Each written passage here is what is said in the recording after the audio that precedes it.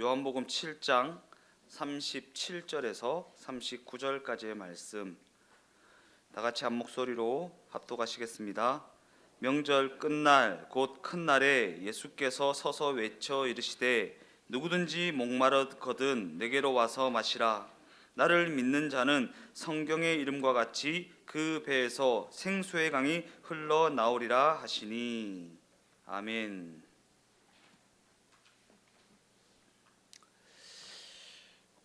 오늘 저는 읽으신 본문의 말씀을 가지고 얻기 위함이 아니라 이미 얻었기 때문에 이러한 제목을 가지고 함께 은혜를 나누어 보고자 합니다. 오늘 본문은 예수님이 초막절 마지막 날에 성전에 서서 유대인들을 향해 구원을 외치는 장면입니다.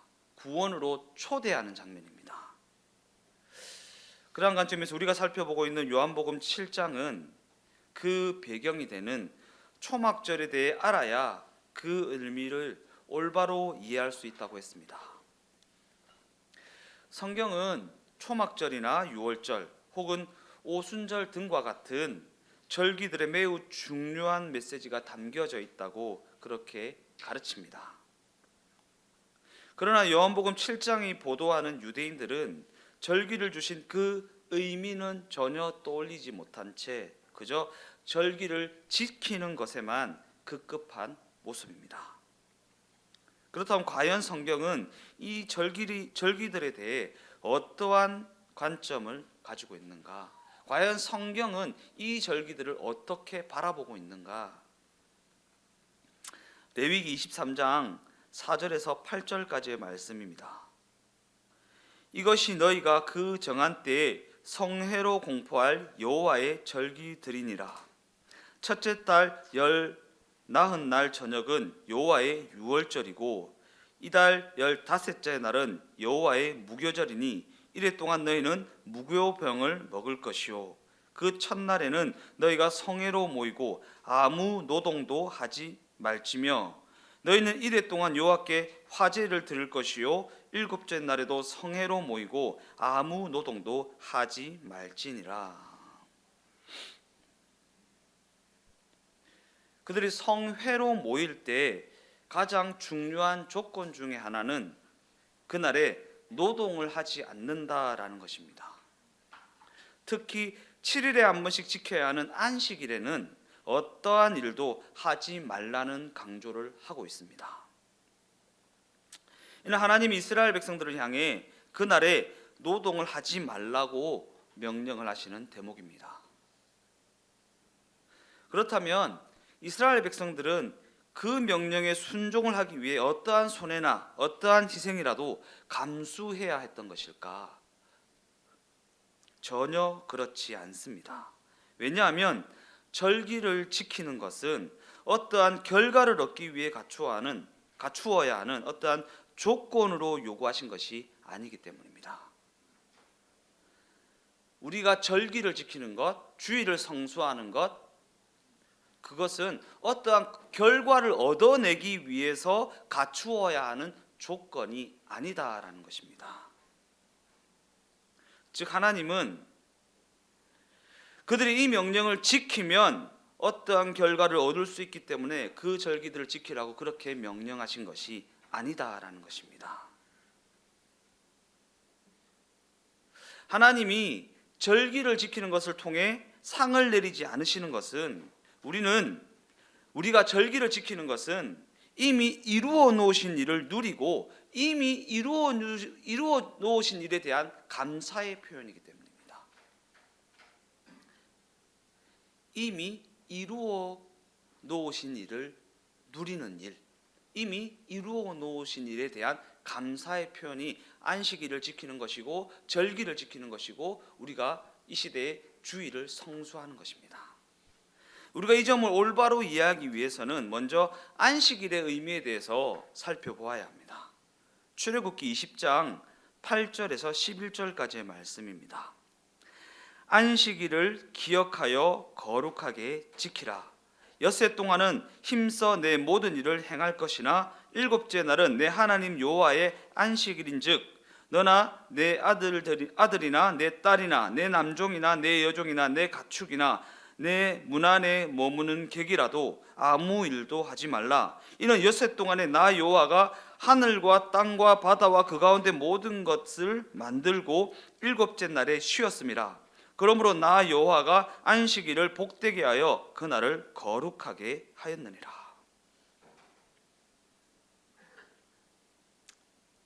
그런데 우리가 여기서 기억해야 할 중요한 대목은 안식일에 일을 하지 말고 쉬라고 하신 것은 어떠한 희생을 감수하라는 요구가 아니라는 것입니다.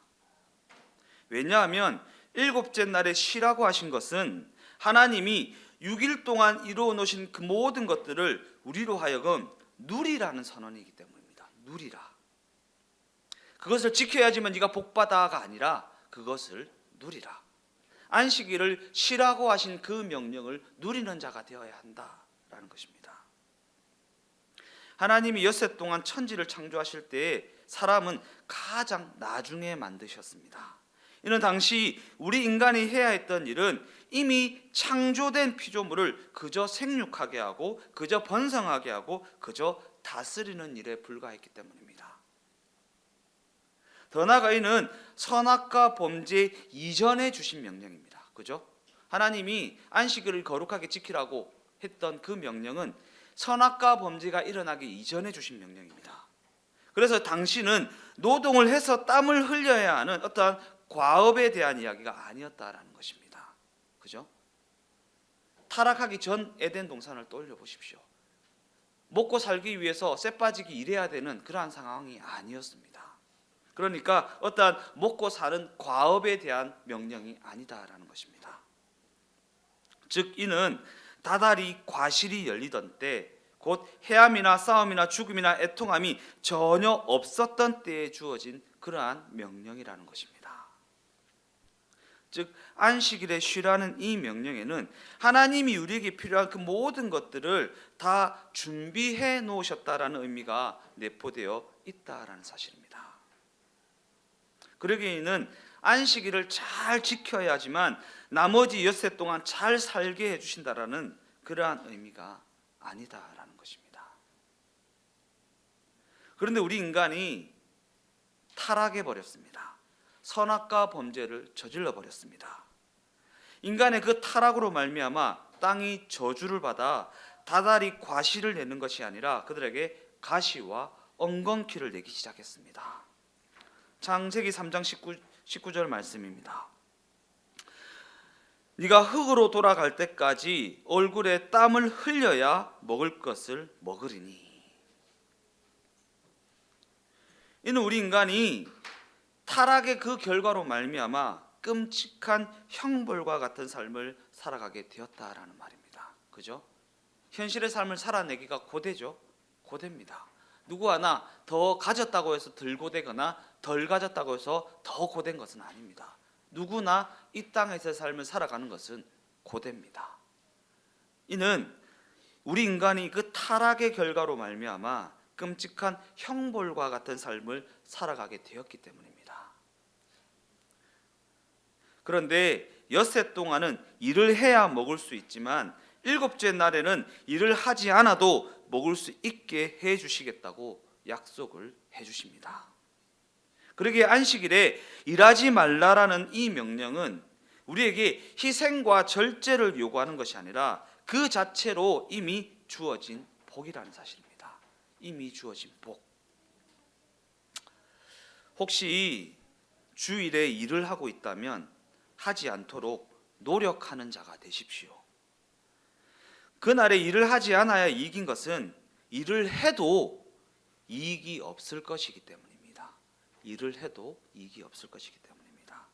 즉 안 해도 되는 일을 하는 것이기에 이는 본전도 안 되는 셈이라는 것입니다. 해도 이익이 없고 안 해도 괜찮은 날. 근데 그 안 해도 괜찮은 날에 일을 한다라는 것은 해도 본전이기 때문에 손해라는 것입니다. 그러한 관점에서 이스라엘 백성들이 출애굽을 한 후에 가나안을 향해 가는 광야의 여정 가운데 하나님은 그들에게 만나를 주어서 그들을 먹이셨습니다. 그래서 이스라엘 백성들은 매일 아침이 되면 나가서 하루 동안 먹을 만나를 거두어 드리는 일을 했습니다. 많이 거두어도 하루치였고 적게 거두어도 하루치였던 것은 이틀치를 거두어도 주중에 거둔 그 만나는 다음 날이 되면 냄새가 나고 벌레가 생겼기 때문입니다. 아침까지 두면 상해서 못 먹었다라는 것입니다. 그런데 안식일에는 만나를 줄 수 없습니다. 그래서 안식일 전날, 우리로 치면 토요일 날 이틀치를 거두게 됩니다. 그런데 안식일을 위해 거둔 주말 만나는 다음 날이 되어도 상하지 않았다라는 것입니다. 상하지 않았다. 물론 안식일에도 만나를 거두러 나간 사람들이 있었습니다. 당시에도. 그런데 아무것도 거둘 수가 없었기 때문에 괜히 나가봐야 그저 힘만 듭니다.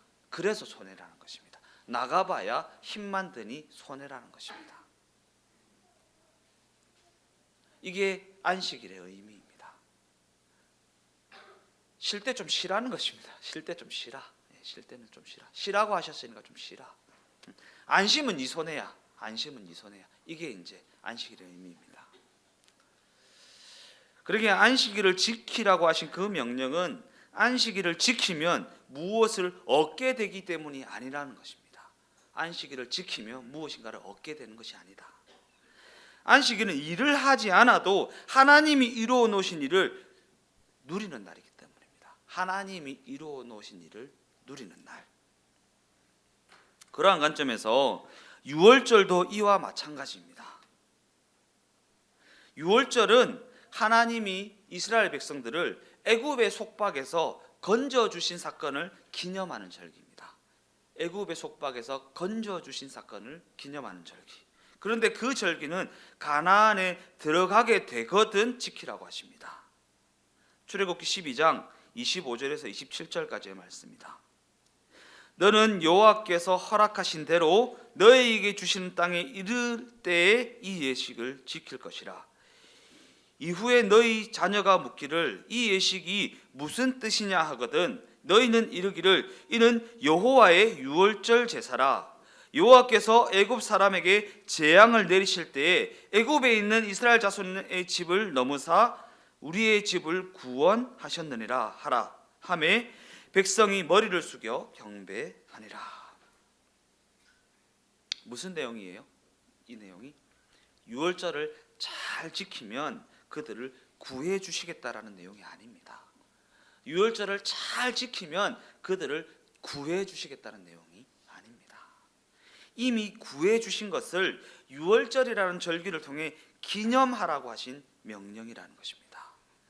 유월절을 통해 기념하라. 즉 이스라엘 백성들이 유월절을 잘 지켰더니 그들을 구해 주셨다라는 것이 아니라는 것입니다. 하나님이 먼저 그들을 구해 주셨고 이후에 가나안 땅에 들어가게 되거든 하나님이 구해 주신 그 사건을 그 땅에서 기념하라는 내용의 명령이라는 것입니다.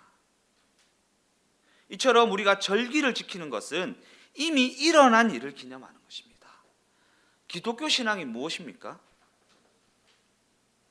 기독교 신앙이요. 돌을 닦는 게 아니라 그랬잖아요. 수행을 하는 게 아니라고 했잖아요. 내가 뭔가 열심을 내면 구해 주신다라는 게 아닙니다. 기독교 신앙은요, 이미 이루어 놓으신 일을 우리가 알게 되는 것입니다. 예수를 알게 되는 것입니다. 예수님이 우리의 구원자가 되시는 것을 그저 알게 되는 것입니다.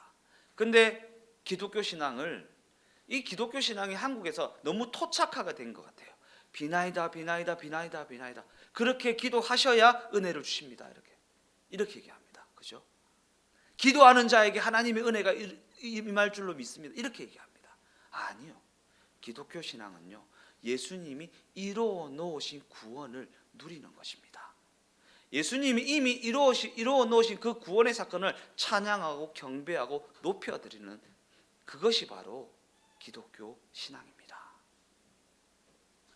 그러기에 절기를 잘 지키면 어떠한 결과가 따라온다는 것이 아니라는 점을 우리는 명심하고 또 명심해야 하는 것입니다. 오늘 본문에서 명절 끝날 곧 큰 날에 예수님이 많은 사람들 앞에서 크게 외치신 이유는 율법을 잘 지킨다고 자부하는 이스라엘 백성들이 오히려 율법의 의미를 오해하고 있었기 때문입니다. 즉 그들은 율법을 잘 지켜야지만 구원이라는 결과가 따라온다고 그렇게 믿고 있었다라는 사실입니다. 그런 관점에서 오늘을 살아가는 우리도 이와 같은 어리석은 오해를 하는 경우가 너무나도 많이 있는데, 이는 11조를 해야, 주의를 지켜야 복을 받는다고 그렇게 기독교 신앙을 오해하는 경우입니다. 오해하는 경우. 그러나 기독교 신앙이 다른 타 종교와 구별되는 지점이 바로 여기에 있습니다. 다른 종교는요, 수행을 통해 스스로가 뭔가 도를 깨쳐야 하고 스스로가 노력해야 되고 스스로가 열심을 내야 하지만, 기독교 신앙은 우리가 예수님이 그리스도 되심을 알게 되는 일이라고 말하고 있습니다. 알게 되는 일. 예수님이 그리스도가 되신다라는 것을 알게 되는 일. 다른 종교에서는 스스로가 무엇인가 노력을 하고 스스로가 무엇인가 수행을 한 만큼 종교적 명성을 얻게 되지만, 기독교 신앙은 전혀 다른 관점을 가지고 있다라는 것입니다. 그죠? 막 불교에서 그러죠. 뭐 어떤 스님이 수행을 했더니 뭐 속에 돌이 생겼더라. 뭐 이런 막 그죠? 명성을 하죠. 예. 근데 기독교 신앙은 이미 이루어 놓으신 일을 깨닫게 되고 믿어지게 되고 알게 되는 것이라고 그렇게 말하고 있다. 전혀 다른 관점입니다. 왜냐하면 기독교 신앙은 스스로가 뭔가 교리를 깨치거나 스스로가 계명을 지키는 것으로 구원을 얻게 된다고 그렇게 말하고 있지 않기 때문입니다. 우리가 아직 죄인 되었을 때 하나님이 먼저 독생자를 보내주셨고 우리의 죄를 대신하는 속죄의 제물로 삼아주셨고, 그로 말미암아 우리를 향해 당신의 자녀라고, 당신의 백성이라고 그렇게 선언하셨다라는 내용을 담고 있는 것이 기독교 신앙이기 때문입니다. 그죠? 그리고 우리가 눈물을 흘리면서 회개한 그날에 비로소 이 사실을 알게 되는 것은 그때가 바로 그 사실이 믿어진 때이기 때문입니다. 믿어진 때이기 때문입니다. 그러한 관점에서 우리가 믿는 자가 되었다라는 사실을 확인할 수 있는 가장 확실한 근거는 무엇입니까? 우리가 하나님을 예배하는 자가 되었다라는 사실이 있습니다. 하나님을 예배하는 자가 되었다. 하나님에 대한 감각이 생기게 되어서 하나님을 인식할 수 있게 되어져야 하나님을 예배하는 자가 될 수 있기 때문입니다. 하나님을 인식할 수 있는 자가 되어져야, 하나님 살아계시구나 라는 게 인식되어져야 살아계신 그 하나님께 예배할 수 있기 때문입니다. 이는 우리가 무엇보다도 먼저 하나님을 예배하는 하나님의 백성이 되어져야 계명도 주어지고 계명을 지키는 삶, 곧 하나님의 백성다운 삶도 생각할 수 있다라는 것입니다. 계명을 지키고 한다고 해서 백성이 되어지는 것이 아니라 백성이 먼저 되어지는 것, 그렇게 살아야 그의 백성이 되고 그렇게 살지 않으면 그의 백성이 되지 않는다라는 말이 아니라는 것입니다. 우리는 하나님의 백성이 되어졌다라는 사실에서 출발을 해야 한다라는 것입니다. 그게 아니면 예배고 뭐고 의미가 없습니다. 하나님이 백성이 되어졌다라는 사실에서 출발하는 것입니다. 그러기에 기독교 신앙의 핵심이 무엇입니까? 너희는 그의 십자가 은혜로 말미암아 그의 백성이 되었다라는 것입니다. 이게 기독교 신앙의 핵심입니다. 십자가로 말미암아요. 내가 믿어서가 아니라 십자가로 말미암아 그의 백성이 되어졌다. 이처럼 성경은 계속해서 우리에게 예수를 그리스도로 알 것을 요구하지만 우리는 성경에 요구하는 어긋난 반응을 합니다. 성경이 요구하는 어긋난 반응. 그런 관점에서 율법을 알고 또한 율법을 지키고 있다고 자부했던 유대인들은 율법의 의미를 너무나도 오해하고 있었다라는 사실입니다. 그래서 예수님은 그들을 향해 초막절을 지키게 하신 의미를 떠올려 보라고 말씀하시는 것입니다. 초막절 끝날에 서서 초막절의 의미를 떠올려 보라고. 왜냐하면 이 초막절이라는 것은 하나님이 이미 이루어 놓으신 구원을 누리는 절기이기 때문입니다. 누리는 절기. 그런데 요한복음 7장에서 초막절에 유대인들이 예수님과 벌인 논쟁의 핵심은 무엇입니까? 유대인들은 절기를 잘 지키면 그것이 씨가 되어 무엇인가가 곧 구원이라는 결과가 얻어지게 될 것이라는 것을 기대했지만, 예수님은 이 절기가 하나님이 우리에게 이미 이루어 놓으신 일을 다시 떠올리는 시간이라고 그렇게 말씀하고 계시는 것입니다. 우리가 주일을 성수하는 것, 곧 안식일의 의미도 이와 같습니다. 안식일의 의미.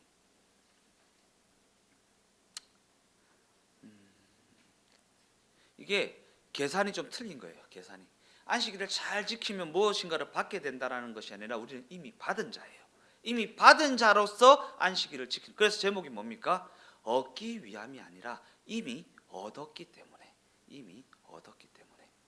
그러니까 제가 그러잖아요. 주일날 뭐 특별한 일이 있고 뭐 주일을 성수할 수 없는 상황이 되면 그 일을 감당하십시오.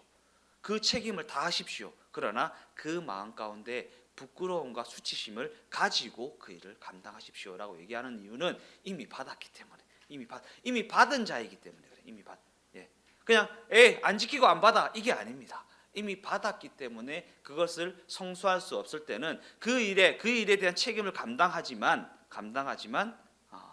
그 마음 가운데 이미 받은 자로서 예수님을 향한 미안한 마음, 부끄러운 마음을 가지고 그 일을 감당하십시오라고 얘기하는 것입니다. 안 지키고 안 받아 이게 아니라는 것입니다.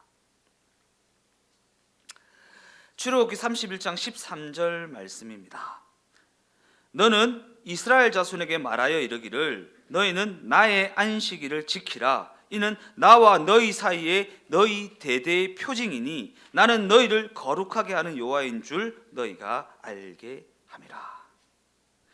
우리가 안식일을 지켜야 하는 가장 큰 이유는 하나님이 우리를 거룩하게 하는 여호와인 줄을 우리로 알게 하는 데 있습니다. 즉 안식일은 하나님이 우리를 거룩하게 하신 그를 다시 상기하는 날이기 때문에 우리가 안식일을 지켜야 하나님이 우리를 거룩하게 해 주신다라는 것이 아니라는 것입니다. 안식일은 이미 거룩하게 해 주신 것을 상기하는 날이기 때문에 지켜야 거룩하게 된다라는 것이 아니다라는 것입니다. 계속해서 말씀드리지만 절기라는 것은 하나님이 우리를 향하여 이미 하신 일을 기념하고 누리는 날입니다.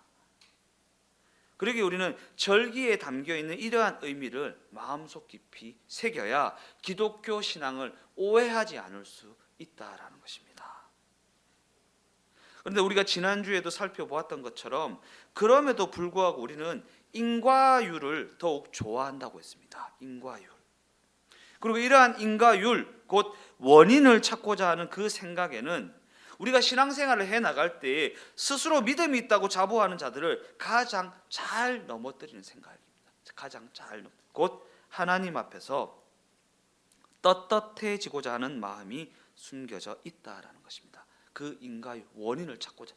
원인이 발견되죠. 하나님, 내가 이렇게 했으니까 이렇죠. 하나님 앞에 떳떳해. 이렇게 했으니까 이렇죠. 즉 뭔가 하나님 앞에 은혜와 긍휼은 구하고 싶지가 않고 내가 한 행위로 떳떳하게 서고 싶은 마음이 그 심중에 숨겨져 있는 것입니다. 우리가 주변 사람들에게 자랑을 하는 것도 그 부분 아닙니까? 내가 이렇게 기도했더니, 내가 이렇게 헌금했더니, 내가 이렇게 봉사했더니 원인 내가 이런 원인을 충족시켜서 이러한 결과를 얻은 거야 라고 자랑하는 것입니다. 그리고 이러한 생각만큼 우리를 유혹하고 우리를 교만하게 만드는 것도 없다라는 사실입니다. 그러한 관점을 가지고 마태복음 7장 21절에서 27절까지의 말씀을 다 같이 한번 읽어보겠습니다.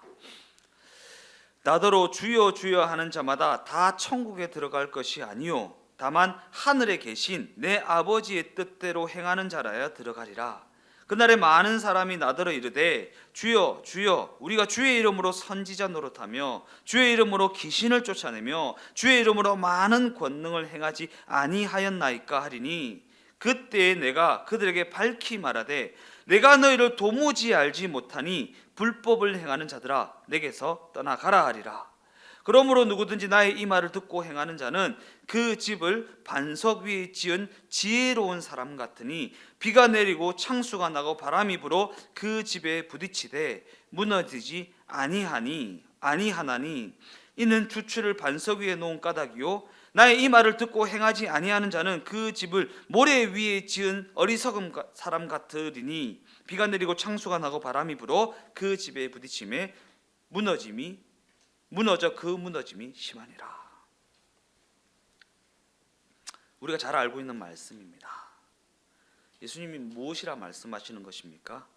그날에 많은 사람이 내게 오겠지만 내가 모른다고 할 사람들이 있다. 그런데 그들 중에는 나를 믿는다고 우기는 사람도 있을 것이다 라는 말씀입니다. 예수님은 모른다라고 하시는데 자기는 예수님을 안다라고 우기는 사람이 있을 것이라는 말씀입니다. 때때로 우리는 이 구절을 대할 때 혹시 내가 그런 사람은 아닐까 라는 걱정을 하기도 합니다. 그죠? 그래서 예수님의 이 말씀이 과연 무엇을 뜻하는 말씀인지 이 비유를 좀 자세히 살펴보도록 하겠습니다. 홍수가 나서 무너진 집은 그 집을 모래 위에 지었기 때문입니다. 홍수가 나도 무너지지 않는 집은 그 집을 반석 위에 지었기 때문입니다.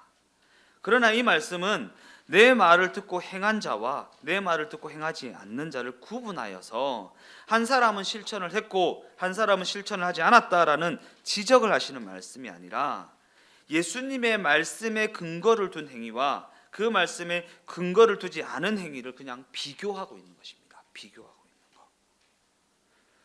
더 나아가 이 말씀 그 앞에는 어떠한 말씀이 언급되어 있습니까? 우리가 성경을 볼 때 맥락 속에서 읽어야 된다 그랬죠. 딱 잘라내어서 공격을 하면 안 됩니다. 이 말씀이 어떠한 맥락 속에서 우리에게 주어진 말씀인가를 알아야 됩니다. 그 앞에는 그들이 주여 저희가 주의 이름으로 귀신도 쫓아내고 능력도 행하고 선지자 노릇도 하지 않았습니까? 라고 말할 때 주님이 나는 너희를 알지 못한다. 나는 그런 일을 하라고 한 적이 없다. 라고 말씀하시는 부분입니다. 그러한 맥락 속에서 이 말씀이 나왔다라는 것입니다. 마태복음 7장 15절에서 20절까지의 말씀도 한번 읽어보겠습니다.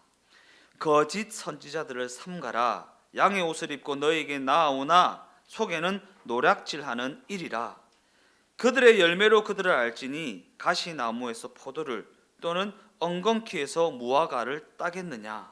이와 같이 좋은 나무마다 아름다운 열매를 맺고 못된 나무가 나쁜 열매를 맺나니 좋은 나무가 나쁜 열매를 맺을 수 없고 못된 나무가 아름다운 열매를 맺을 수 없느니라.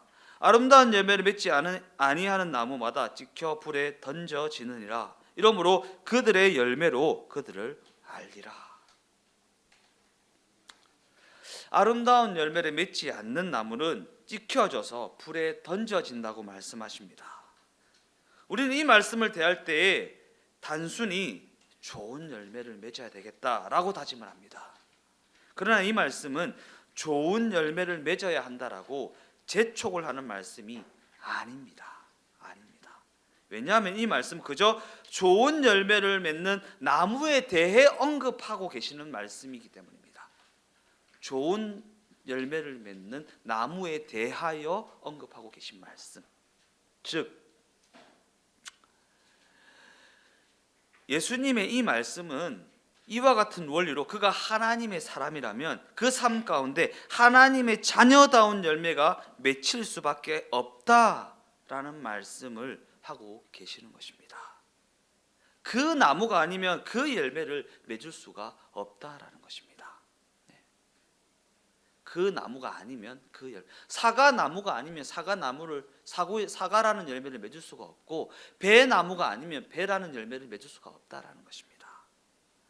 그럼에도 불구하고 많은 사람들이 그 나무가 되어야 한다라는 사실은 떠올리지 못하고 그저 열매를 모으기에 급급하다라는 것입니다. 열매를 모으기에 사과를 맺으려고 사과를 사다가 아무 나무에다가 그 철사를 가지고 사과를 매달고 있는 형국입니다. 그죠? 사과 나무가 되어야 한다라는 것에는 관심을 가지지 않고 그저 사과를 시장에 가서 사다가 철사를 가지고 사과를 매달고 있다라는 것입니다. 주께서 모른다고 하신 이 사람들은 자신들이 주의 이름으로 귀신을 쫓아냈다 하고 능력을 행했다 하고 선지자와 같은 노릇을 했다라고 자랑을 합니다. 자신의 어떠함을 자랑합니다. 자신의 어떠함을. 그런데 어쩌면 이는 우리의 모습이 이와 같다고도 할 수 있습니다.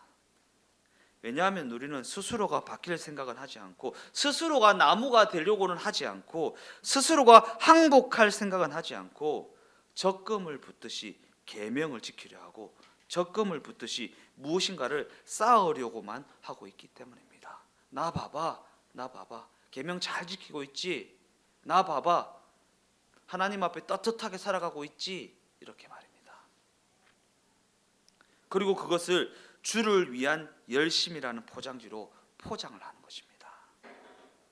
안식일을 지켜드리고 헌금을 해드린다고 생각하면서 하나님, 오늘은 그래도 제가 헌금을 이만큼이나 했습니다 라고 말하며 뭔가 우쭐해하는 것입니다.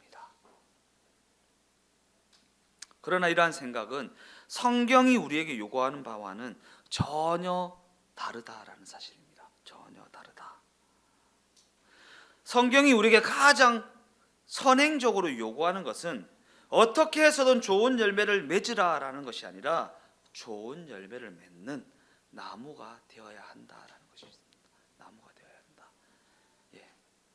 하나님의 백성으로 곧 성도로 존재하는 것이 중요한 것이지, 성도로 존재하게 되면 그 삶에는 성도에 합당한 삶의 열매가 맺힐 수밖에 없는 것이지, 어떻게 해서든 좋은 열매를 사다가 매달아야 하는 것이 아니다라는 것입니다. 그런데 좋은 열매를 맺는 나무가 되는 것은 우리 스스로가 할 수 있는 영역이 아닙니다. 우리의 어떠함에서 나올 수 있는 일이 아닙니다. 그래서 예수님이 하늘 보좌를 버리고 이 땅에 내려오셔야만 했다라는 것입니다. 본문으로 돌아와서 37절에서 38절까지의 말씀을 다시 한번 읽어보겠습니다. 명절 끝날 곧 큰 날에 예수께서 서서 외쳐 이르시되 누구든지 목마르거든 내게로 와서 마시라. 나를 믿는 자는 성경의 이름과 같이 그 배에서 생수의 강이 흘러 나오리라 하시니. 다른 종교는 인간이 스스로 돌을 깨우쳐 자신 스스로를 초월자의 자리에 세우는 것을 그 내용을 하고 있습니다. 그죠? 자신 스스로를 초월자, 자신 스스로를 하나님 앞에 떳떳한 자의 자리에 세우는 것을 내용을 하고 있습니다. 그러나 기독교 신앙은요, 자신 스스로가 아니라 제3자가 와서 우리를 끌고 간다라는 사실을 그 내용을 하고 있습니다. 내가 막 수행을 하고 내가 의지를 가지고 거룩하게 살아서 초월자의 자리에, 구원의 자리에 서는 것이 아니라 제3자가 와서 우리를 그 구원의 자리로 끌고 간다라고 말하고 있습니다. 이게 기독교 신앙입니다.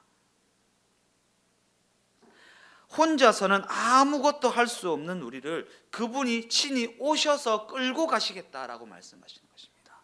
그분이 친히 오셔서 끌고 가시겠다. 그래서 우리는 예수님을 그리스도로 곧 구세주라고 부르는 것입니다. 이는 오직 예수님만이 우리의 구원자가 되시기 때문입니다. 오직 예수님만이 우리의 구원자가 되시기 때문입니다. 그러기에 우리는 예수님 앞에 나아올 수밖에 없는 존재라는 것입니다. 우리가 가진 수라고는 예수님 앞에 나아오는 수밖에 없다라는 것입니다. 나아오는 수. 그러기에 우리는 하나님 앞에 도와달라라는 말밖에는 드릴 말씀이 없습니다. 도와달라라는 말밖에는. 하나님 앞에 그래도 내가 새벽 기도를 빠지지 않고 다녔는데요. 그래도 내가 철두철미하게 신앙생활을 했는데요. 내가 11조도 빠지지 않고 했고요. 기도도 이마만큼 했습니다. 성경도 이마만큼 봤습니다. 라는 말을 할 수가 없어요. 우리는 하나님 앞에 내가 이렇게 철두철미하게 신앙생활했는데 왜 나한테 이런 일이 있냐고 따질 수가 없다라는 것입니다. 그저 도와주십시오. 도와주십시오. 왜냐하면 우리에게는 자신 스스로가 고치거나 자신 스스로가 바꿀 만한 실력이라는 것이 없기 때문입니다. 실력이라는 것이.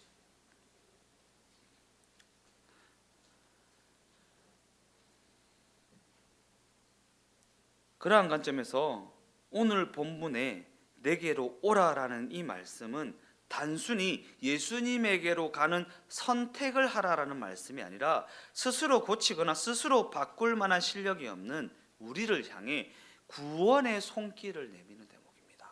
예수님을 향해 가는 선택을 우리가 해야 한다라는 것이 아니라 하나님께서, 예수님께서 우리에게 구원의 손길을 내밀고 계시는 장면이라는 것입니다.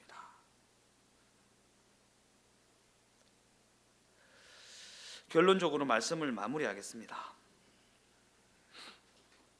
우리는 요한복음 첫 장에서부터 오늘 본문에 이르기까지 예수님이 놀라운 기적을 보여주시고 놀라운 가르침을 주시면서도 그분의 목적은 우리를 대신하는 십자가 죽음을 감당하시는 일에 있다는 사실을 확인했습니다. 그죠?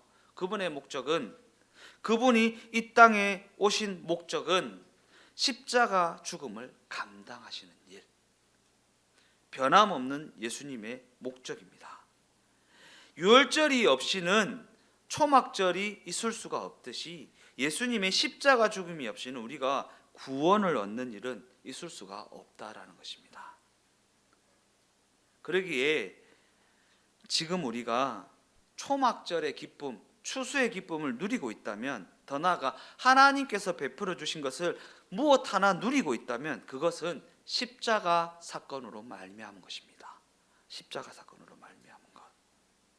즉 그 모든 것은 유월절 어린 양의 피 흘림이 있었기 때문에 가능한 일이지 내 실력에서, 내 어떠함에서, 내 노력이나 내 열심에서 나온 것이 아니다라는 것을 명심해야 한다라는 것입니다.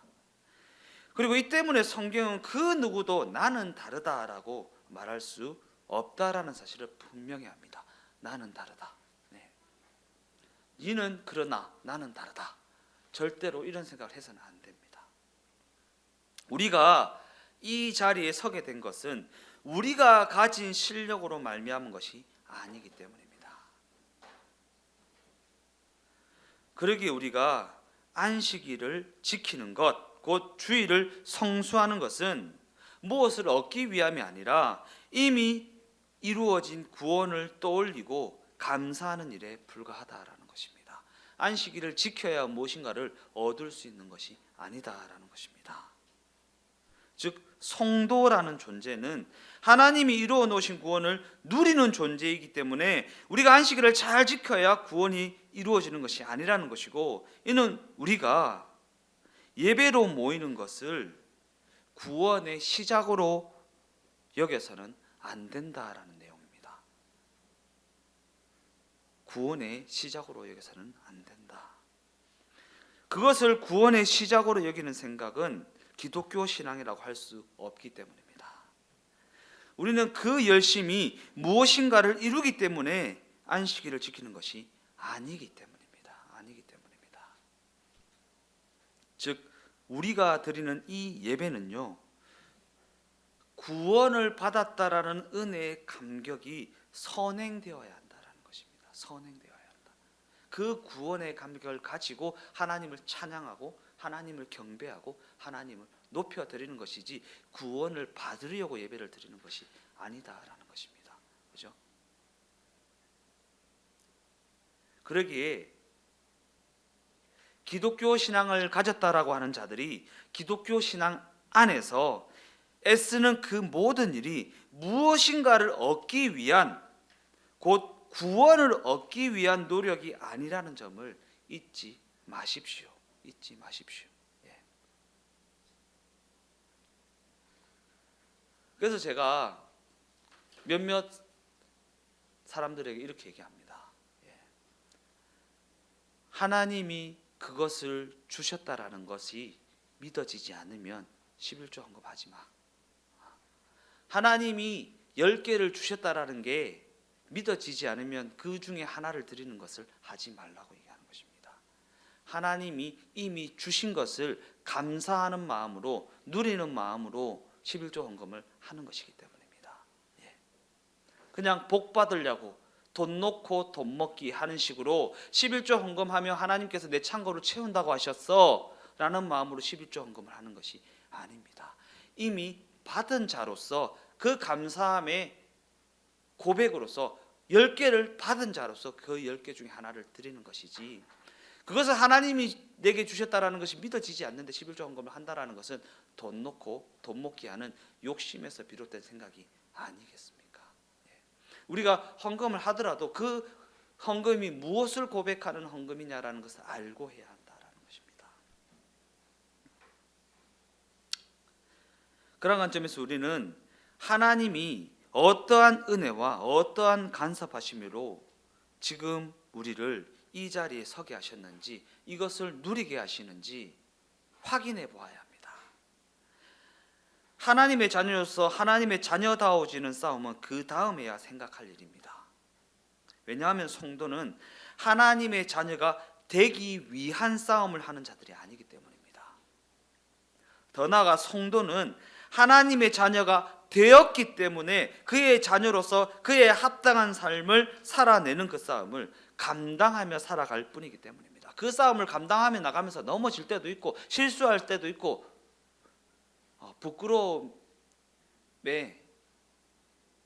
부끄러움의 자리에 서게 될 때도 있습니다. 그러나 이미 이루어진 그 일은 변하지 않는다라는 사실을 명심하고 또 명심해야 한다라는 것입니다. 그리고 더욱 중요한 사실은 우리를 당신의 자녀로 부르신 하나님은 부르신 당신의 자녀들을 무책임하게 내버려 두시는 분이 아니라는 사실입니다. 그래서 성경은 우리가 그의 자녀다운 삶을 살아갈 수 있도록 예수께서 세상 끝날까지 우리와 동행하실 것이라고 우리에게 약속하고 계시는 것입니다.